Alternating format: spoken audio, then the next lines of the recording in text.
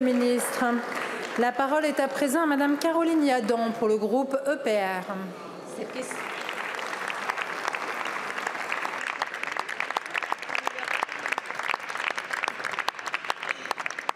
Cette question s'adresse à Madame la ministre Aurore Bergé. Ce souvenir de l'histoire est la regarder en face pour construire l'avenir. Il y a 80 ans, le monde découvrait à Auschwitz le plus grand charnier de tous les temps, celui de l'extermination méthodique et industrialisée des Juifs, un crime si indicible qu'un nouveau mot fut créé pour le désigner, Shoah. La Shoah a été l'aboutissement d'un long processus, celui qui a consisté à préparer les esprits durant des décennies à la haine des Juifs et à leur déshumanisation. Or, la bête immonde est de retour parmi nous. Elle a pris forme le 7 octobre 2023 dans une pornographie de l'horreur. Des viols méthodiques, des corps éventrés, des familles réduites en cendres, des bébés arrachés à la vie dans une intention génocidaire et un désir d'extermination qui n'a rien à envier à celui qui a conduit à la destruction des Juifs d'Europe.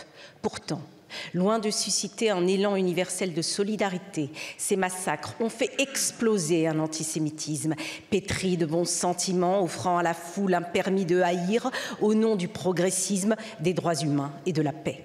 Cette haine des Juifs est exaltée aujourd'hui par un dangereux parti à l'extrême gauche de cet hémicycle qui trouve que l'antisémitisme est résiduel, qui reprend les accusations moyenâgeuses des Juifs empoisonneurs de puits, qui défend les chasseurs de Juifs dans les rues, qui qualifie le Hamas de mouvement de résistance ou comble de l'ignominie les meurtriers palestiniens condamnés à perpétuité d'otages. 90 otages, justement, restent entre les mains du Hamas, dont 2 de nos compatriotes, Ofer Calderon et Ohadi Aloumi, et donc Fir Bibas, petit être arraché à son berceau à 9 mois à peine, plus jeune otage de l'histoire, dont on craint qu'il ne retrouve jamais le monde des vivants. Madame la ministre, il ne sert à rien de commémorer la Shoah si on laisse les mêmes causes produire les mêmes effets. Merci beaucoup. Au-delà. Allez. Merci beaucoup, Madame la députée. Votre temps est écoulé. La parole est à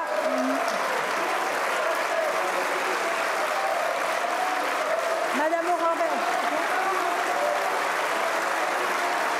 La parole est à Madame Aurore Bergé, ministre en charge de l'égalité entre les femmes et les hommes et de la lutte contre la discrimination.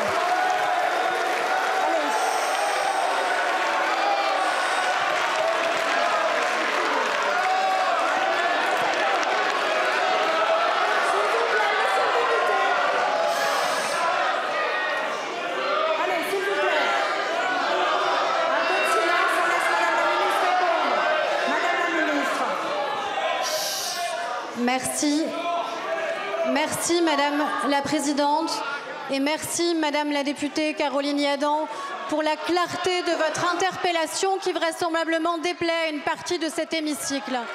Une partie de l'hémicycle qui heureusement est minoritaire dans notre pays, minoritaire à considérer que l'antisémitisme est résiduel, minoritaire à refuser de voir l'ampleur de ce phénomène qui malheureusement touche trop de nos compatriotes dans notre propre pays. Quand nous entendons cette semaine les témoignages des derniers rescapés de la Shoah, nous les entendons nous dire qu'elles espéraient ne plus jamais avoir à revivre cela. Et que le 7 octobre est une cicatrice, que le 7 octobre est une fracture aussi dans notre société, pour ceux qui ont choisi le camp de l'humanité, pour ceux qui ont su dénoncer des attentats terroristes pour ce qu'ils étaient, pour ceux qui ont su avoir un mouvement d'empathie et de solidarité vis-à-vis de ceux qui ont été touchés par ces attentats, dont 42 compatriotes français qui sont morts dans ces attentats terroristes, et ceux qui ont préféré se complaire pour plaire à une partie sans doute d'un électorat.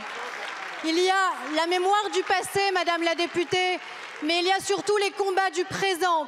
Et dans les combats du présent, il y a cette lutte infatigable que nous devons mener collectivement contre l'antisémitisme. Parce que malheureusement, la force de l'antisémitisme, c'est d'avoir su se renouveler constamment, c'est d'avoir su muter constamment. Et aujourd'hui, l'antisémitisme se confond avec l'antisionisme. Parce que oui, l'antisionisme n'est pas la critique libre d'un gouvernement, c'est la volonté délibérée de détruire un État démocratique et allié de notre pays. Nous ne transigerons jamais avec ce gouvernement sur l'autorité du Premier ministre, sur la lutte contre l'antisémitisme et sur toutes les manières avec lesquelles il s'est renouvelé. Merci beaucoup, Madame la Ministre. La parole est à présent à Madame Géraldine Grangier pour le Rassemblement national.